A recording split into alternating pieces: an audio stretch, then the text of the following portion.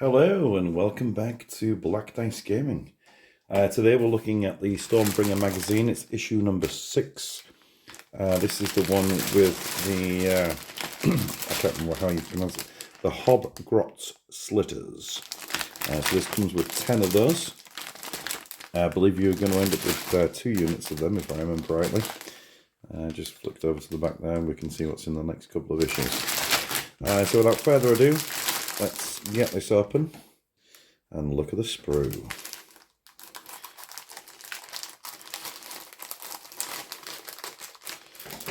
Okay. The magazine's aside for just one moment.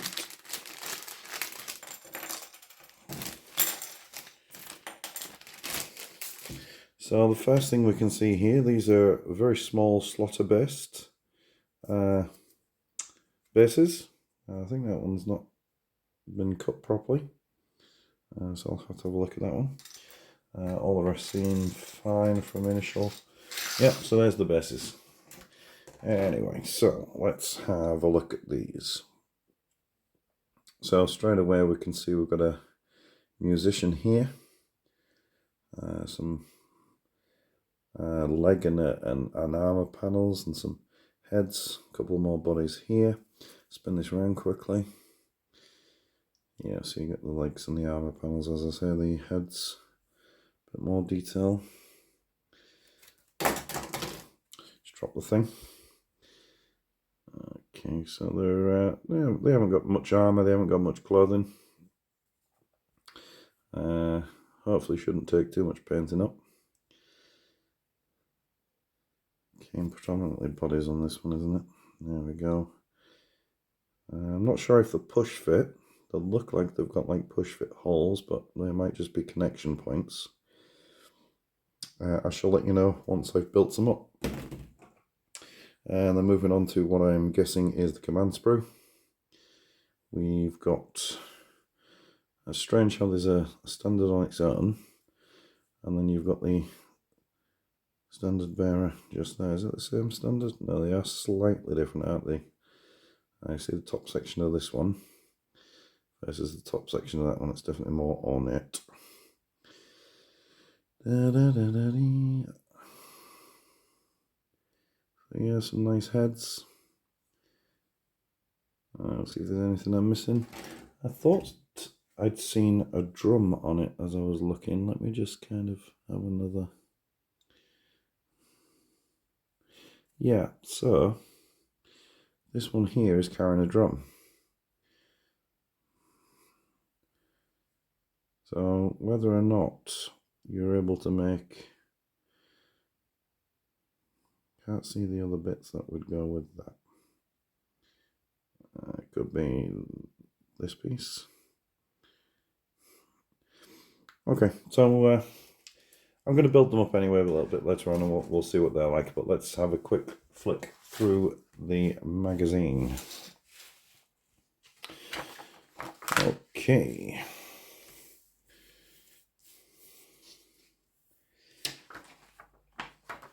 Yeah, so got some more lore here on, I think this is the orcs. Yeah, the orcs of Mork and Gork.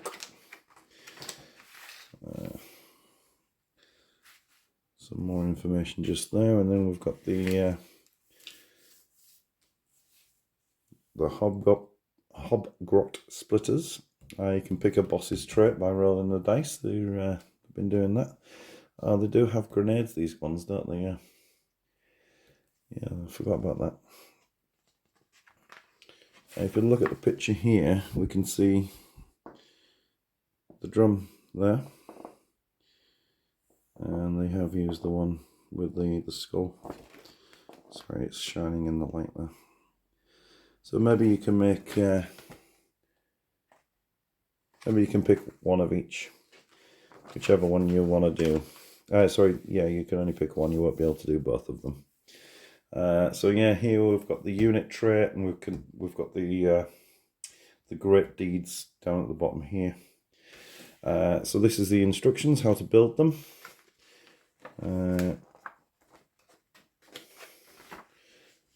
Does it say on the push fit? Yeah, they do push together.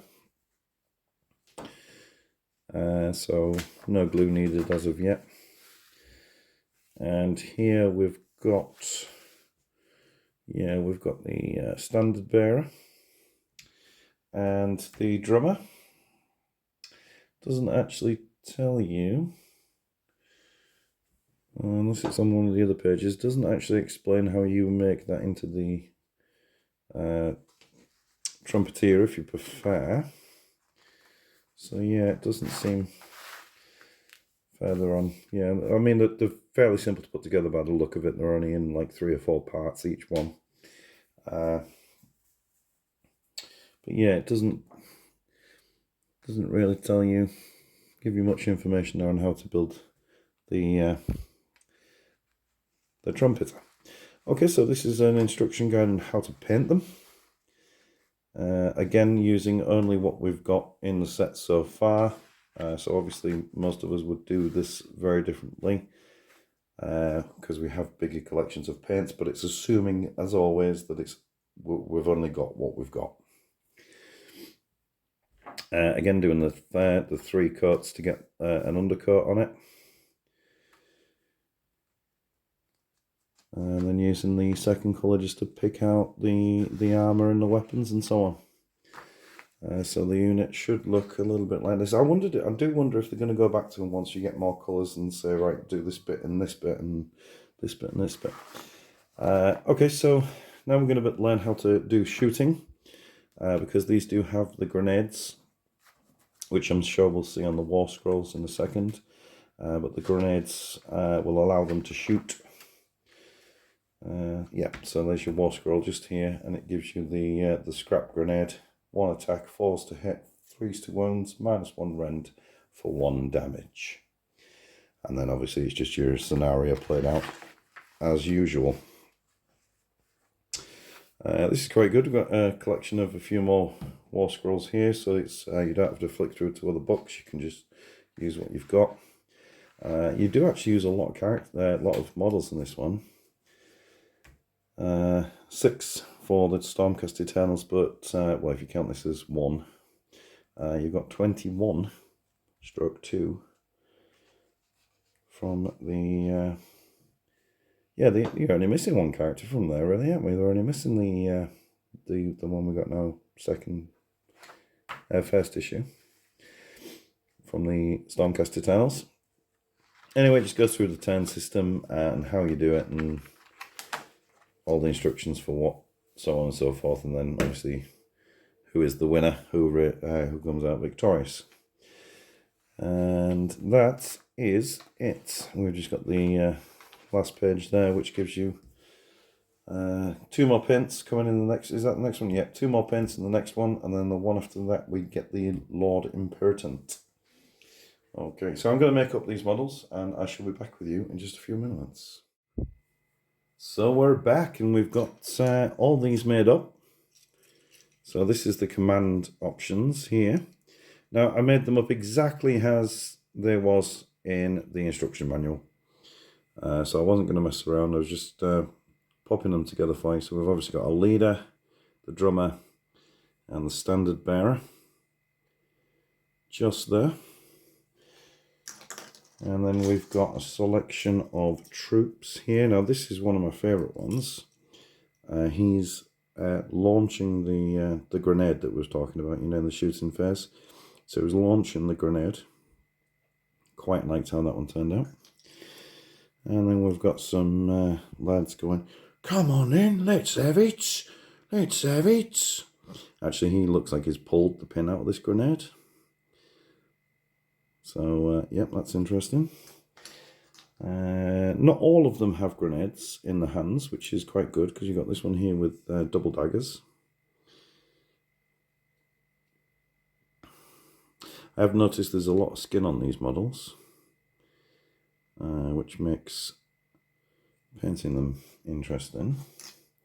Now, it does look like there are 2 head options with most, if not all, of the models. But I went with the ones that were in the diagrams. So usually there was 2 heads side by side, and it looked like there was interchangeable. You could put either the helmeted one or the unhelmeted one on it. But I've just gone directly with what it said. There's quite a lot of bits left over on the sprue. There's like 5 more bodies left over on the sprue, but not enough to make complete models. So I'm not sure if later on down the line, when we get the next set of these, there'll be another part of the sprue that uses the parts that we've got left over. So I'm going to put them away somewhere safe. Anyway, that sums it up for this. I've just lost train of thought there completely. That sums it up for this one.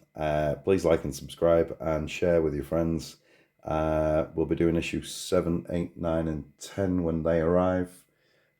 Normally knock them out over a week or so when all 4 of them are going to arrive together. So I'll do all four of them within the week.